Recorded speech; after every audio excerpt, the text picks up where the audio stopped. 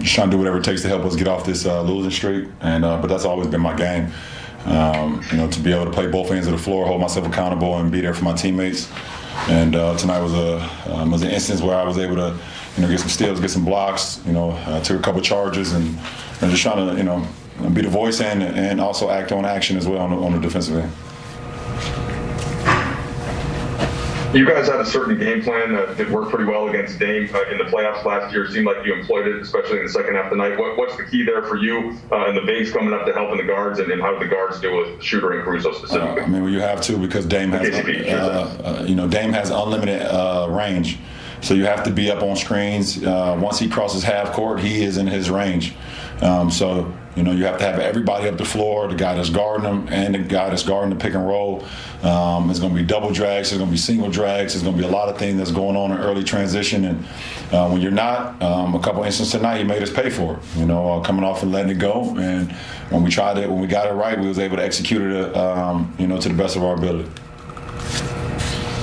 Dave, LeBron, to go away from the court for a second. Zlatan, the soccer player, said that he believes that famous people and athletes such as yourself shouldn't use their platform to do anything other than what they're good at in their athletic endeavor. As someone who has promoted the idea of more than an athlete and trying to empower players to use their voice to speak on their communities, do you have any response to what he said?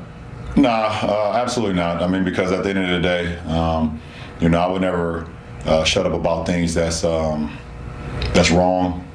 I preach about my people, and I preach about equality, social injustice, racism, systematic voting, voter suppression, things that go on in our community. Because I was a part of my community at one point and seeing the things that was going on, and I know what's going on still, because I have a group of 300 plus kids at my school that's going through the same thing, and I'm their voice, and use my platform to continue to shed light on everything that may be going on, not only in my community but around this country and around the world. So, if there's no reason, I won't say no reason, but there's no way I will ever just stick to sports, because I understand how this platform and how powerful my voice is. And he can just ask Renee Montgomery, if I would have shut up and just dribbled. Seeing that beautiful black woman today, be a part of a group where she's part of an ownership group now with the Atlanta Dream down in Atlanta. And it's funny he say that, because I believe in 2018 he was the same guy who said when he was back in Sweden, talking about the same things, because his last name wasn't a certain last name, that he felt like it was some racism going on when he was out on the pitch. Right? He did say that, right? Yeah. I thought he said that. So I speak from a very educated mind. I'm kind of the wrong guy to actually go at, because I do my homework. Dan? Well, I can't ask you about anything else now, so.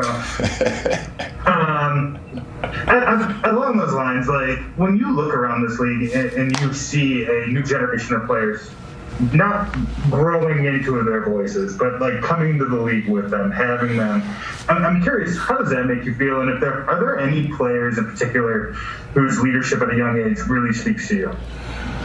Well, one, it makes me feel proud to be a part of a generation where our voices are heard and guys are speaking from an educated mindset. But more importantly, they speak from, I think when you speak from your heart, it rings bells even louder. And we got, a lot of guys that are speaking from the heart that didn't believe they had a voice at one point in time, or, now they're coming into it and they see that they can have a voice and that their voice really matters.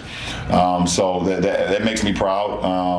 And you see, guys like, Jaylen Brown, who's very, obviously he's educated beyond his years, and I love what he stands for in our league. And you see Pat Mahomes, also a younger guy, and Alvin Kamara, and in the NFL, and those guys speaking about things. They're young, but they speak about things that they feel like is unjust as well in their communities and whatever that's going on in the whole grand scheme of things. So, as athletes, obviously we've been heard this for a long time to you should be privileged. You should be should be thankful, to be able to dribble a ball or run a football or be able to do a 100-yard dash or be able to, swing a baseball bat and things of that nature. You shouldn't be able to speak about anything else. No matter if it's right or wrong, you should just do that. But that's not the case. It's not the case anymore. And as long as I'm around, it won't be the case for a long time.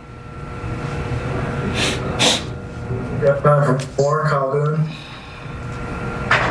Hello, Brian. Just on the game tonight, I was wondering if you'd speak to the impact of Dennis, but also just how much more fun do you guys have when you guys are playing connected that way and a little bit closer to being whole as a team? Well, I mean, obviously Dennis gives us an automatic spark. I mean, his energy alone gives us a spark. His competitive nature gives us a spark. And obviously we've been shorthanded as of late, so to have another body, a fresh body. Well, I wouldn't say fresh when you're out of the game for a week, but just to have him back in our lineup and have him back in our locker room just means so much to our team. So it was big time in that instance, and everybody just rallied around another. Tonight being able to play well on the defensive end and also on the offensive end as well.